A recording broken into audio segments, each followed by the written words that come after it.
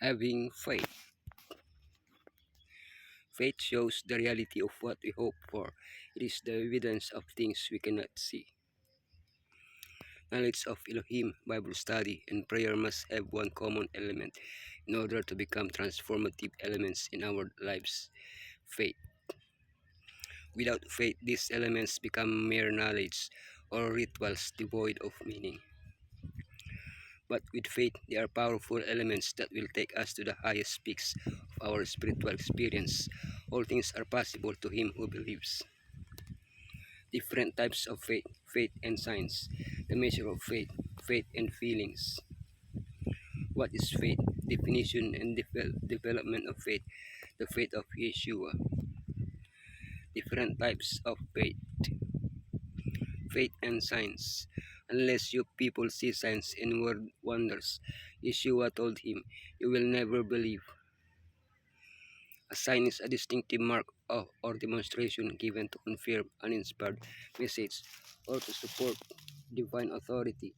Although a sign is generally understood to be a miraculous event, like the wedding at Cana, the fact that Israel come before Mount Sinai to worship Elohim was also given as a sign.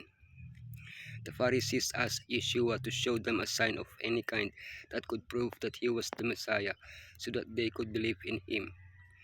Yeshua was exasperated when they asked for a sign to justify their lack of faith. When someone doesn't want to believe, no sign will be able to convince them.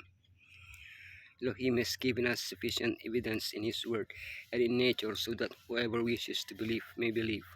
However, there is always room for doubt. That's why Yeshua gave a special blessing to those who have not seen and yet have believed. The measure of faith. He replied, if you have faith as small as a mustard seed, you can say to this mulberry tree, be uprooted and planted in the sea, and it will obey you. There are different measures of faith. The faith of the apostles. Why do you have no faith? Peter's faith. You of little faith. The Father's faith. Come to the aid of my little faith. The faith of the Canaanite woman. Great is your faith. The centurion's faith. I have not found such great faith even in Israel. Stephen's faith. Man full of faith.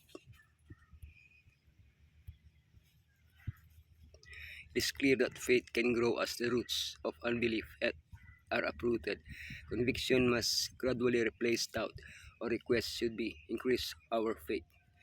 Through the work of the Holy Spirit, the study of the Bible, and our experience with Elohim, we will be able to observe that your faith is growing. Faith and feelings. For it is by grace you have been saved, through faith, and this is not from yourselves. It is the gift of Elohim. Is faith a feeling or a rational act? The answer to this question is important. It is not the same to say, I feel saved, as to say, I know I am saved. But let's start from the beginning. What is the origin of faith? Faith comes from Elohim and He gives it to us as a gift. When we respond positively to that gift, when we begin to exercise faith, that faith produces in us feelings such as joy, tranquility, a sense of spiritual relief.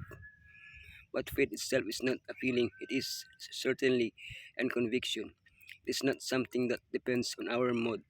When I feel weak or feel that my salvation is far away, that is when I must exercise the most faith. What is faith?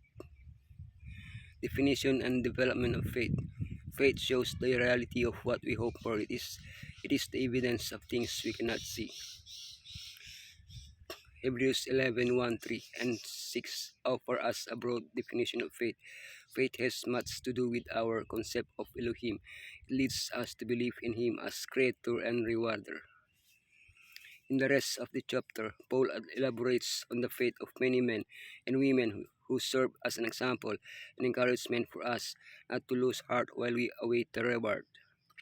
As we've been seeing, we don't all have the same level of faith. How can I develop whatever faith I have, whether it's a little or a lot? Exercise faith, however small it may be. Study the Bible.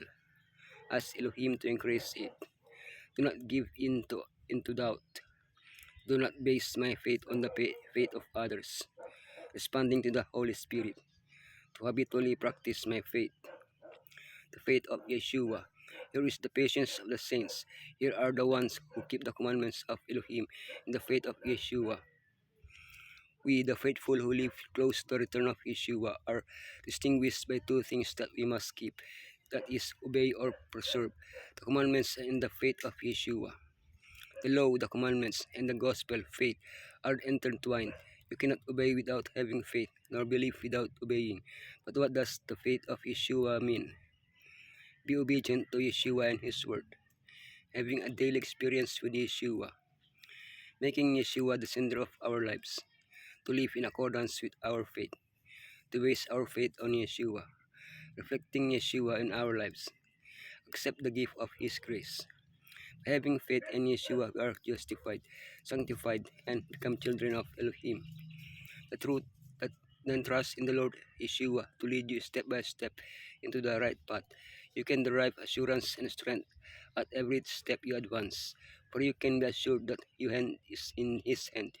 You can run and not be weary. You can walk and not faint, for you can realize by faith that you have your hand in the hand of Messiah. You will not sink under discouragement, for as you follow on to know the Lord, trusting in Him, you will have the assurance that the one who never forsakes those who fully trust Him is your constant helper.